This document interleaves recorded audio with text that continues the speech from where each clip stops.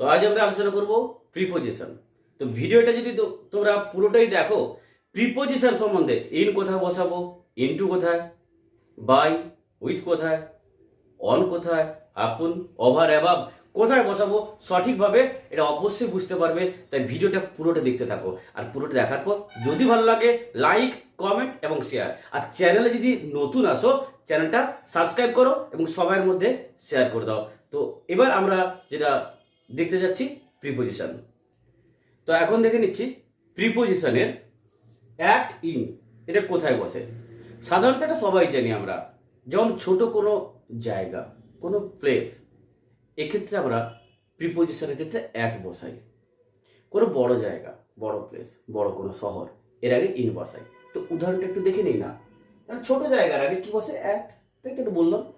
আর বড় জায়গার আগে ইন বসে, এটা তো বললাম। কিন্তু উদাহরণটা দেখো, হি লিভস রামপুর, বড় জায়গা না ছোট? ছোট জায়গা, শুনেছি নাম, নাম তো শুনে নেই, তাহলে কি অ্যাট রামপুর। ধরো Ram lives at Gobindapur, Rahim lives at কোনো গ্রাম রামচন্দ্রপুর, তখন অ্যাট দিয়ে রামচন্দ্রপুর হবে। রামচন্দ্রপুরটা ছোট জায়গা, তাই অ্যাট দিলাম আগে। নেক্সট যদি বড় শহর বোঝায়, যেমন হি লিভস কলকাতাতে, এটা কি তার আগে অ্যাট বসবে না ইন বসবে? কলকাতা বড় শহর, তাহলে কি হবে? ইন বসবে। তাহলে চেন্নাই কেউ বাস করে, হি লিভস চেন্নাই বাস করে, তাহলে চেন্নাই আগে কেউ অ্যাড নাই না, ইন চেন্নাই, বড় শহরের আগে ইন বসে।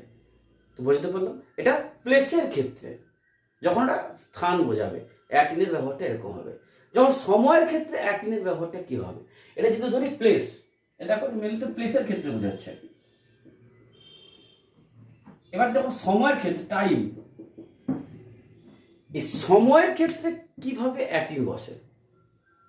যখন নির্দিষ্ট কোনো সময় বলবো, নির্দিষ্ট সময়, সে দৌড়ায় সকাল 7টায়, হি ওয়ার্কস অ্যাট 7 AM, নির্দিষ্ট সময় বলেছে। সে পড়তে বসে সকালে, নির্দিষ্ট তো নয়, অনির্দিষ্ট সময়, তাহলে he reads in the morning. এই অনির্দিষ্ট সময়ের ক্ষেত্রে ইন, আর নির্দিষ্ট সময়ের ক্ষেত্রে অ্যাট। তো দেখে নিই একবার, যখন নির্দিষ্ট সময়ের ক্ষেত্রে অ্যাট বসে, অনির্দিষ্ট সময়ের ক্ষেত্রে ইন বসে। উদাহরণটা দেখো, I can meet with him at 7 AM, নির্দিষ্ট একদম পয়েন্ট 7, সেক্ষেত্রে at. You can meet me সকালে, স্প্যান অফ টাইম, সকালটা অনেকটা বড়, সেক্ষেত্রে ইন বসবে। তাহলে সময়ের ক্ষেত্রে অ্যাট ইন কোথায় বসাবো সেটা এখন দেখতে পেলাম। নির্দিষ্ট সময়ের ক্ষেত্রে অ্যাট, অনির্দিষ্ট সময়ের ক্ষেত্রে ইন। প্লেসের ক্ষেত্রে অ্যাট ইনের ব্যবহারটা বুঝে নিলাম, যখন ছোট গ্রামের আগে অ্যাট, ছোট জায়গার আগে অ্যাট, বড় জায়গার আগে ইন। তো বুঝতে পারলে? ঠিক আছে, ভিডিওটা যদি বুঝতে থাকলে লাইকটা মারো, কমেন্ট তো করতে থাকবে, ঠিক আছে? তো ভালো করে ভিডিওটা দেখতে থাকো। তো এখন দেখে নেবো প্রিপোজিশন টু, ইন, ইনটু, এটা ডিফারেন্স কোথায়? কোথায় টু বসাবো, কোথায় ইন বসাবো, কোথায় ইনটু বসাবো, সূক্ষ্ম সূক্ষ্ম কিছু ডিফারেন্স আছে, সেই ডিফারেন্সটা নিয়ে এখন আলোচনা করব। তো একটু যত্ন সহকারে দেখো, মনোযোগ দিয়ে দেখো, বুঝতে পারবে। তো দেখো, আগে একটা টু দেখাচ্ছিলাম আমরা যখন আগে প্রথম প্রিপোজিশন চার্টে, দিকে বা প্রতি হলে টু হয় বলেছিলাম। তো এখানেও সেটা দেখো, কোনো দিকে বা গতি বোঝালে টু হয়। আগের চার্টে প্রিপোজিশনে, আগে ছোট্ট একটা চার্ট ছিল সেখানে দিয়েছিলাম, তো এটা তো বুঝলাম। ভিতরে স্থিতি বোঝালে, যখন কোনো জায়গার মধ্যে তুমি অবস্থান করলে, তখন সেটাকে ইন হবে। কথাটা বোঝা না গেল? জাস্ট উদাহরণ সহকারে বললে হয়ে যাবে। ভিতরের দিকে যখন গতিতে কোথাও প্রবেশ করবে, তখন ইনটু হয়। জাস্ট উদাহরণগুলো দেখো, সে স্কুলে আছে, তাহলে কি স্কুলের মধ্যেতে আছে, স্থিতিশীল, he is in the school, স্কুলের মধ্যেতে আছে, তো এটা ইন দ্য স্কুল, স্থিতিশীল। যেমন সে সিনেমা হলেতে আছে, he is in the cinema hall, cinema হলের মধ্যেতে, স্থিতিশীল, এক্ষেত্রে ইন হবে। কথাটা বলতে, সে রুমেতে আছে, he is in the room, স্থিতিশীল হলে ইন হয়। ঠিক আছে, ক্লিয়ার? নেক্সট কি বললাম? স্কুলে যাচ্ছে, যে দিকে বা প্রতি, আগের চার্টে কিন্তু বলেছি, কোনো গতি বোঝাল দিকে বা কোনো দিকে, অভিমুখে, প্রতি, সেক্ষেত্রে টু হয়। যেমন he is going to school, স্কুলের দিকে তো, he is going to market, মার্কেটের দিকে তো, সেক্ষেত্রে টু হয়। ঠিক আছে, বুঝতে পারলাম যে স্থিতিশীল হলে ইন, কোনো প্রতি বা দিকে হলে টু। এইবার বলছে ইনটু কোথায়, গতি দিয়ে যখন কোথাও প্রবেশ করছো, গতিটা তখনই বর্তমান। যেমন কি দেখো, সে ঘরের মধ্যে ঢুকছে, তাহলে he stepping into the room, stepping তখন গতিটা বর্তমান, he stepping into the room, রুমের মধ্যে ঢুকছে। He stepping into the class, ক্লাসে ঢুকছে। যখন গতিটা বর্তমান অবস্থায় রয়েছে, তারপরে একটা জায়গায় ঢুকছে বা প্রবেশ করছে, সেটা ইনটু হবে। তো বুঝতে পারলাম জাস্ট সূক্ষ্ম সূক্ষ্ম এগুলো স্টেপগুলো।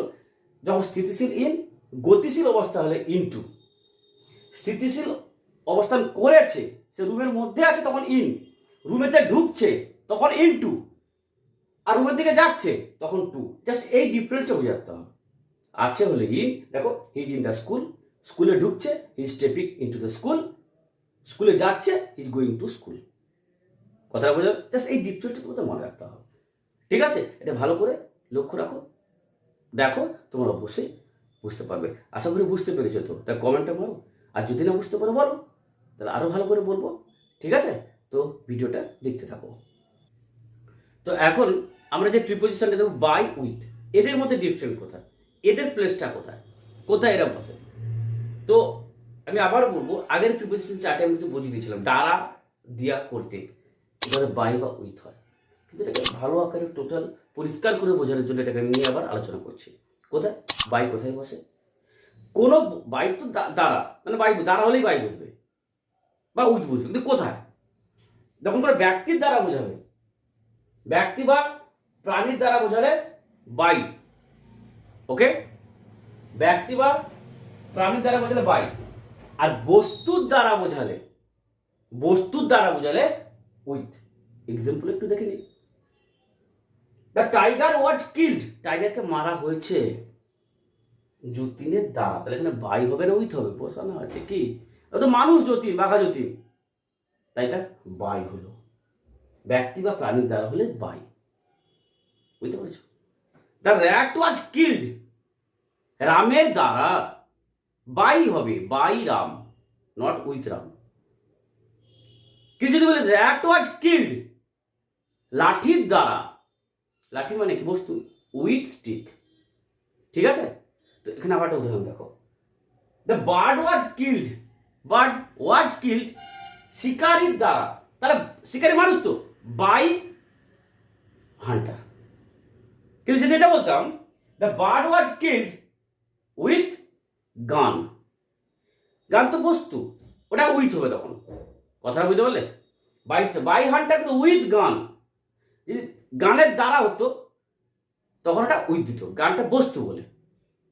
আমার কথাটা বোঝা না গেল কি, মানুষ দ্বারা বাই, বস্তু দ্বারা হলে উইথ। এটা দেখে নাও, Shishir killed the snake, Shishir killed the snake, কি উইথ আ স্টিক, উইথ সঙ্গে, দ্বারা তো, স্টিকের দ্বারা, তাই কি হলো উইথ। কথাটা বুঝতে পারলে, বস্তুর দ্বারা বলে এখানে উইথ হবে। তাহলে মনে রাখবে, দ্বারা দেওয়া কর্তৃক হবে বাই বা উইথ, বস্তুর দ্বারা হলে উইথ, মানুষের দ্বারা হলে বাই। তো টোটাল ক্লিয়ার? ঠিক আছে, তো ক্লিয়ার তো লাইকটা মারো, তো লাইক মারো, অবশ্যই লাইক মারতে থাকো তোমরা, এবং চ্যানেলটা সবার মধ্যে শেয়ার করো। এবার দেখে নেই, অন, ওভার, অ্যাবাভ, এই যে প্রিপোজিশন, এই প্রিপোজিশন কোথায় বসে সঠিকভাবে, এই ডিফারেন্সগুলো আমরা দেখে নেব। অন, অন কোথায় বসে, কোনো প্লেস তার উপরে যখন কিছু রাখা হয়, এই ক্ষেত্রে নাউনের আগে অন বসে। যেমন দেখি, put the book on the table, put রাখো, দ্য বুক টেবিলের ওপর, ছুঁয়ে আছে, টাচ করে আছে, যখন টাচ করা থাকবে তখন অন হয়। দ্য বুক বইটি, ইজ টেবিলের ওপর, তাহলে স্পর্শ করে আছে, এক্ষেত্রে অন দ্য টেবিল।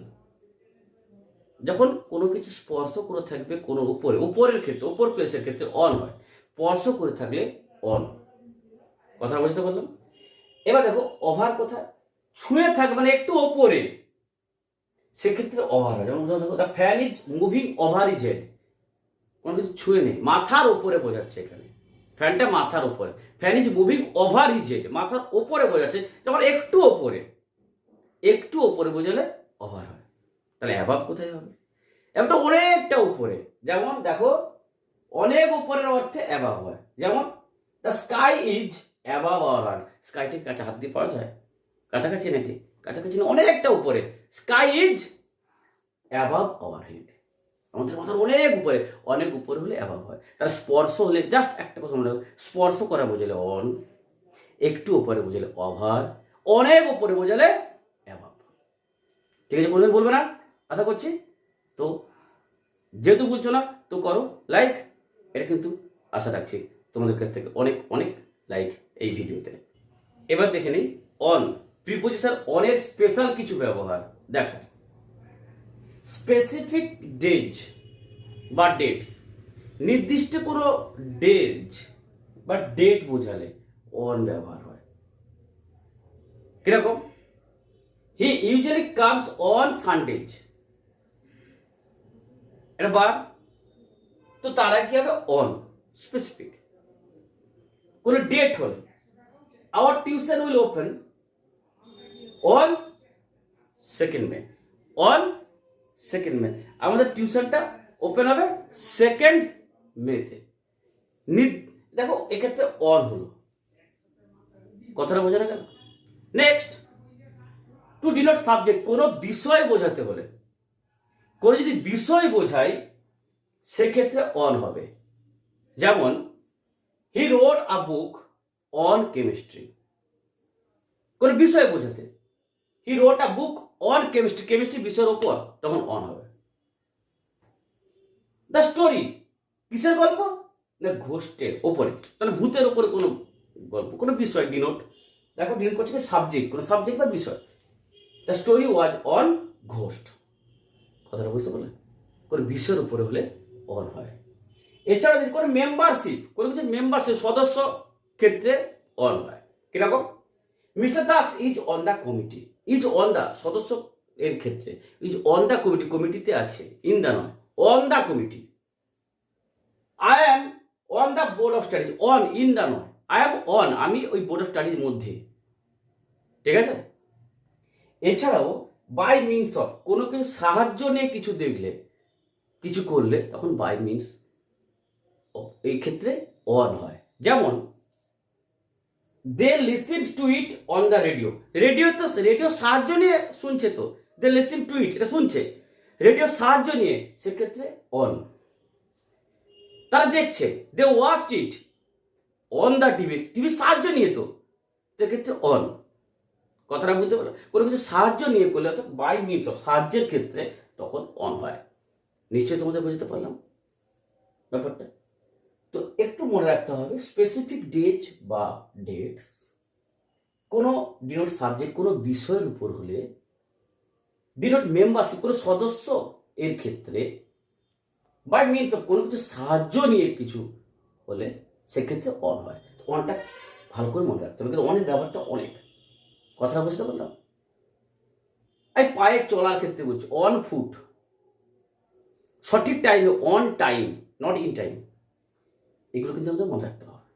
কথাটা বুঝতে পারলে? তো অনটাকে ভালো করে দেখো। ঠিক আছে? ভিডিওটি যদি ভালো লাগে প্লিজ লাইক করতে থাকো। ঠিক আছে? তো এখন দেখে নেবো বিটুইন অ্যামাং, এদের মধ্যে যে ডিফারেন্সটা, কোথায় বিটুইন বসাবো, কোথায় অ্যামাং বসাবো। দেখো, দুয়ের মধ্যে যখন কিছু ভাগ বাটারা হবে তখন বিটুইন হবে, আর দুয়ের অধিক বা বেশি হলে তখন অ্যামাং হয়। যেমন দুই ভাইয়ের মধ্যে আম ভাগ করে দাও, তার distribute mango between two brothers, ম্যাঙ্গোগুলো দুই ভাগের মধ্যে, দুই ভাইয়ের মধ্যে। যখন দুই ভাই হবে তখন বিটুইন, দুইয়ের মধ্যে হলে বিটুইন হবে। আর যখন দেখো ভাইদের মধ্যে সম্পত্তি ভাগ করে দাও, ভাইদের মধ্যে কতগুলো ভাই জানি না, ডিভাইড প্রপার্টি অ্যামং ব্রাদার্স, অনেকগুলো ভাই হলে, দুজনের মধ্যে হলে মোদ্দা কথা বিটুইন, দুইয়ের অধিক হলে অ্যামং, যখন ডিস্ট্রিবিউটেড কথা বলা হবে। তো এরকমভাবে কিন্তু প্রিপোজিশনটাকে আমরা বসাতে পারবো। ঠিক আছে? তো এখন আমরা জাস্ট এইটা বুঝিয়ে আমরা শেষ করব এই প্রিপোজিশনটা, বিসাইডস। আমরা এটা বুঝেই আজকের ভিডিওটা শেষ করব, কারণ খুব লেন্থি না করি ভালো, তাই জন্য পরে আবার হয়তো প্রিপোজিশন নিয়ে আরও বেশি আলোচনা করব। এখন আমরা এই ভিডিওটাই শেষ করব এই প্রিপোজিশনটা বুঝিয়ে। বিসাইড, কোথায় বসে, এদের পার্থক্য কীরকম, জাস্ট বাংলাটা জানলেই পার্থক্য শেষ। কি বিসাইড মানে পাশে, আর বিসাইডস যখন এস যোগ হবে তখন ছাড়া বা ব্যতীত। কিরকম? সিট বিসাইড মি, আমার পাশে বসো, পাশে বসে হলে বিসাইড আর এস যোগ হবে না। আর উদাহরণ দিই, দেয়ার ইজ এ ট্রি, গাছ, বিসাইড দ্য রিভার, নদীর পাশে। এই নদীর কার পাশে? নদীর পাশে তো, এই পাশে বোঝালে বিসাইড।